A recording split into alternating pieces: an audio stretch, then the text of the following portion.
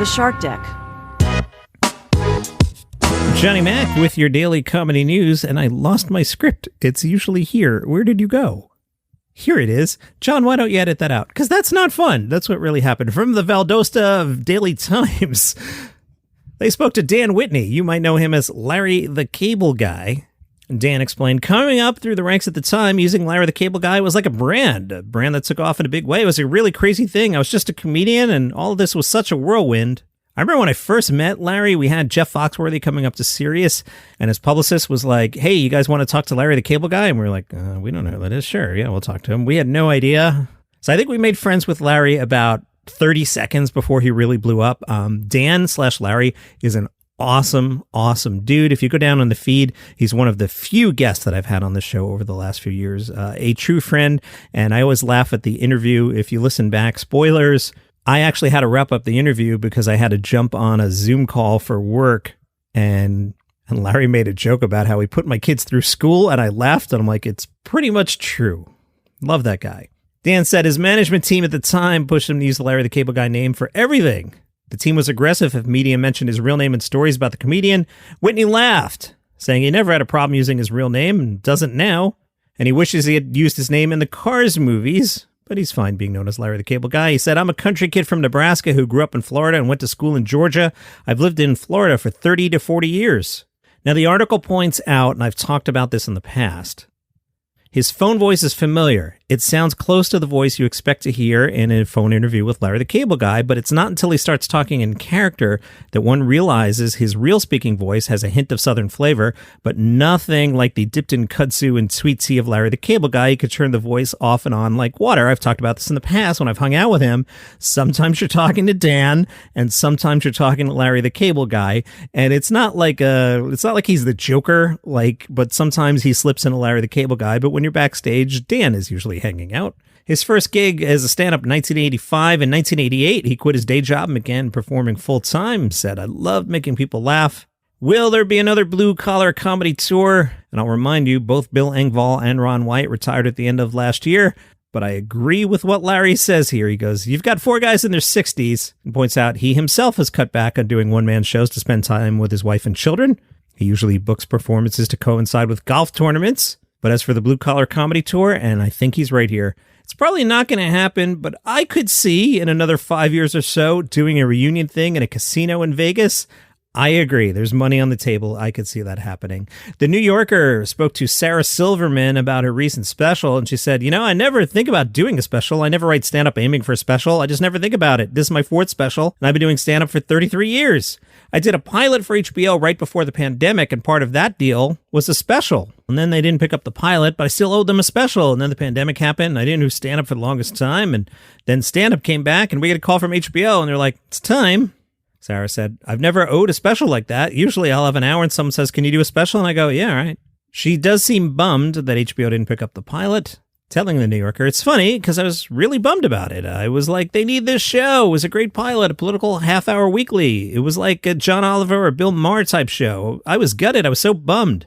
When a pilot doesn't go, you're always bummed. I was like, can't believe they're blowing this opportunity. The pilot, of course, it didn't air and no one will see it, but 2 years later, everything we were talking about came to the fore. Now it seems trite, but it was about the algorithms of social media. That brings us to The Daily Show. Remember, she hosted it for a week back in times when there were writers and late night shows were a thing? The New Yorker asked, have you ever been in conversations to host your own late night show or take over from one of the existing hosts? Sarah said, no, I had a blast doing it, meaning The Daily Show, but that's never been something I wanted in my life. I love doing odd jobs. The Daily Show was so exhilarating and such a lesson in immediacy. You're sitting with a producer and she's like, use it or move on. She's keeping you on track. I remember when I hosted SNL at the after party, I was sitting with Lorne Michaels and Martin Short, and Lorne said that Morty was going to do a thing on Update tonight. And I was like, oh my God, that would have been incredible. And Lorne said, Martin's problem is that he wants everything to be perfect when the truth is it just has to be good. And I thought that was so funny, but when I guest hosted The Daily Show, I immediately understood it. Perfect is the enemy of good. It's about using what works and making it the best it can be. How does Sarah pick projects? She says, there's been a couple things I did for money. I get this amount of money and hopefully no one will see it. All sorts of variables go into decisions. Doing a rich guy's daughter's quinceañera? Yeah, that's a money gig. Great. I got to do a commercial for Uber Eats. That was a godsend. It was awesome. A small part in a movie I think is awesome. That's great. I keep my overhead low. I'm not one for purses. Gives me an incredible amount of freedom. There could be something where I go, yeah, this looks good, but there are so many crowd scenes and those take too long. I make decisions based on quality of life. Sometimes I say no to stuff because I'm scared or lazy. I'm trying not to do that so much, but I also love being home. She sounds very grounded. I liked her most recent special a lot. Currently number 9 on the Best of 2023 list. Salon spoke to David Cross. They were curious how David came up with the name of his tour, Worst Daddy in the World, and they said, was there voting? Did your daughter choose it? Cross said, oh yeah, there was the subcommittee, which is done out of Oslo in Norway, and they meet quarterly, and they just go through everything, and then 538 has something to do with it. I know they're involved, but yeah, it was submitted by my daughter, and I went through all the levels you have to go through, and then I emerged on top. Can I tell you, I'm impressed with how today's podcast is coming out. I wrote this on Friday. There was absolutely no news, and I went into Google and typed in every single comedian I could think of, which is how I went up with the Larry the Cable Guy story and these next two I'm going to do. This is pretty good. I've shared this before. There's a story about Tom Seaver late in his career, and the pitching coach comes out and goes, you know, you have nothing today? And Seaver goes, yeah, but they don't know that. And I think if I didn't tell you that I'm kind of shucking and jiving today, not sure you would have noticed. Johnny makes a little proud of today's podcast. Lewis Black spoke to the LA Times, and they said, COVID drinking, was that a thing? Lewis said, I was pretty good with that. I gave myself like 2 glasses of wine, and I said to my shrink, it's got me such worried, and the shrink said, better than lithium. Glasses of wine are probably better than any of the antidepressants you could take, and it worked. What I did do is I binge watched a lot of TV. And part of the reason I binge watch, beside the distraction level, is the fact that I've waited my whole life for TV to be that type of mature and be that smart and have that level of acting, that level of writing. Comedian Omid Djalili caught speeding while desperate for the toilet. The 57-year-old comedian was stopped on the edge of Regent's Park after a copper spotted him flying along the road in his luxury Lexus. The officer told a magistrate's court, as soon as I stopped the driver, he said he needed a wee. The officer said he questioned Djalili to see if he knew that the road had a 20-mile-an-hour speed limit, which I've never been on Albany Street, but that's ridiculous. You can't drive a car 20. Djalili said, I've been down here in many years, speed 30, 40. I must be doing 45 or something. The officer said, I showed him the speed gun. He was doing 47. I informed him that I could see that he was flying towards me. I asked for his driving license, and he asked me to be quick as he needed to go to the toilet. This happened back in November. Last week on Tuesday, a magistrate fined the comedian 660 pounds, ordered him to pay a 264-pound victim surcharge plus 100 pounds in costs. Yikes, guys. Come on. Also imposed 6 penalty points on his license. Djalili was given a 200-pound fine in March last year for speeding by Gatwick Airport and received a 1,300-pound penalty in 2013 for speeding on the M4. At that time, he joked to the court, comedian humbly asking for leniency. In 2008, he lost his license after racking up more than 12 penalty points. He got a second ban in 2012 after being caught driving without a valid license or insurance. He said, you should never do jokes in court. The judge said to me, you have 36 points on your license and another 18 pending, which takes you up to 54, which is a UK record. We're going to ban you from driving for 6 months. Do you have anything to say? I said, could you give me a lift to the station, Your Honor? And the judge said, that's not funny. Lyle Hall, a cantankerous real estate attorney, has lost the ability to walk after a deadly car crash. But he has also gained something, the ability to read people's thoughts. And not just the living. When a girl's voice calls to him from inside the abandoned Old Vic, Lyle is given hope of regaining the use of his legs. But it quickly turns to fear.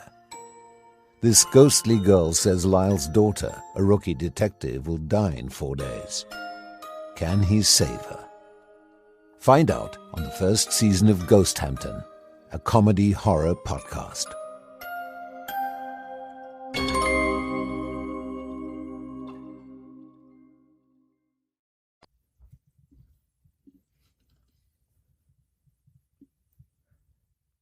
Did you guys check out mypostglow.com yet? What are you doing? Get over there, mypostglow.com, and they sponsor today's daily comedy news. Give your child the ultimate gift of love and recognition. Create a custom masterpiece capturing their triumphs and celebrating their dedication in high school sports.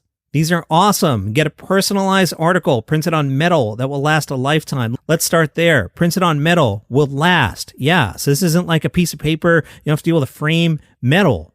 Nice and easy. Hang it on the wall. All right, John, what is this? Well, I'll tell you. First step, I'm going to answer a couple questions about your kid and the milestones. So like, I don't know, maybe it's Sally scored 3 goals in the championship game. Let's say it's that, okay? So you're going to ask you a couple questions. You're going to fill it out. Then you're going to schedule your design consultation. You do a virtual meeting. You work on the article and the layout. You can make some changes. You can personalize it some more. That's it. And then it shows up. You're a parent. You know what happens. You get caught up in the day-to-day. You lose sight of the progress. You're like, oh, yeah, great game, 3 goals. Anyway, we got to pick up your brother, and I got to work tomorrow, and I got to record the podcast. You know how it goes? I'm telling you, I preach to my children. Remember the good times. You don't always have an awesome day. When you have an awesome day, celebrate it. Recognize the hard work that you've done. Things don't just happen. You put the work in. When you get the result, celebrate it. It's too easy to take success for granted. Take the time. Celebrate. Remember. Cherish your memories. So I'm looking at examples here. Here's one. A young woman in the pose of about to shoot a basketball, and it says, Sarah's buzzer beater victory. There's a bunch of pictures of the game, one of the team, has the date, 2/19/2023. Where did this happen? San Diego. So you get a custom article made, and it comes on metal. How do I place an order with My Post Glow, John? Well, visit their Create a Story page on mypostglow.com. You get 11 by 14 or 16 by 20. All right, John, how long does it take to receive the order? Once the layout is approved, it typically takes less than 2 weeks for delivery to your door. Shipping is free. You can customize it. You can check it out before they print it. And special offer running right now. You got to do this before July 4th. You've got some time, but do it today. What are you waiting for? mypostglow.com. What's the offer, John? 10% off before the 4th of July. 10% off. mypostglow.com. Personalized story, photos, and design. Free gift wrapping and shipping. mypostglow.com. Do it. You know, I'm still not over this driving record thing. If you have the record for points, you only get suspended for 6 months. I think if you have the record, lifetime ban. No? Yes? Yes. Do you like Rick and Morty? Remember they broke up with Justin Roiland? Justin Roiland, importantly, was the voice of Rick and the voice of Morty. Seems like a big deal. Adult Swim president Michael Oweline was talking to French publication Premiere and said, Roiland will be replaced in dubbing. Voices are obviously super important in an animated series. And of course, none of us wanted to go through what we went through, but I've been in animation for a long time, and I know what makes a series is it's different parts coming together. I'll jump in. Like the voices. If the voices are obviously a big part, there's also the writing of the characters and their design. He added the new voice act. This worries me. He added the new voice actor would simply not do an impersonation of Roiland, and he has reason to believe the transition will go well. Here's the part that worries me. He compared it to Bugs Bunny, which has had many voice actors over the years. Time out. Full time out, okay? I'm making a tea, and I'm stepping back from the huddle, and I'm talking to you directly. Now, you've watched Bugs Bunny. The classic ones with Mel Blanc, that's what Bugs is supposed to sound like. Some of the ones in like the, 80s, 90s, not the best Bugs. It's like me doing Bugs Bunny. Do you want to hear what that sounds like? You do. What's up, Doc? That was terrible. Do you want Rick and Morty to be that bad? Do a Justin Roiland impression. Don't tell me the Bugs Bunny being voiced by different people is a good example of this. It's like Kermit the Frog. Have you heard some of the terrible Kermits over the years? Stop. Very worrisome. But the Adult Swimsuit says, I even think that for Rick and Morty, we'll do even better. It'll be fine. It'll be great. Yeah. What We Do in the Shadows, season 5 already, back on July 13th. If you're not familiar with What We Do in the Shadows, where you been, I'll dump it down. It's The Office Vampires. The show documents the nightly exploits of vampire roommates Nandor, Laszlo, played by the great Matt Berry, Nadja, and Colin Robinson as they navigate the modern world of Staten Island with the help of their human familiar, Guillermo. This season, energy vampire Colin Robinson looks to run for political office as Guillermo might finally get his wish and become an actual vampire. In true Guillermo fashion, it does not go as smoothly as expected. And that is your comedy news for today. Follow the show for free on Apple Podcasts or Spotify. And smash that like button. That's terrible. Is that what you want Rick and Morty to sound like? No. See you tomorrow. Who doesn't like vacations? Do you need some inspiration for your next road trip?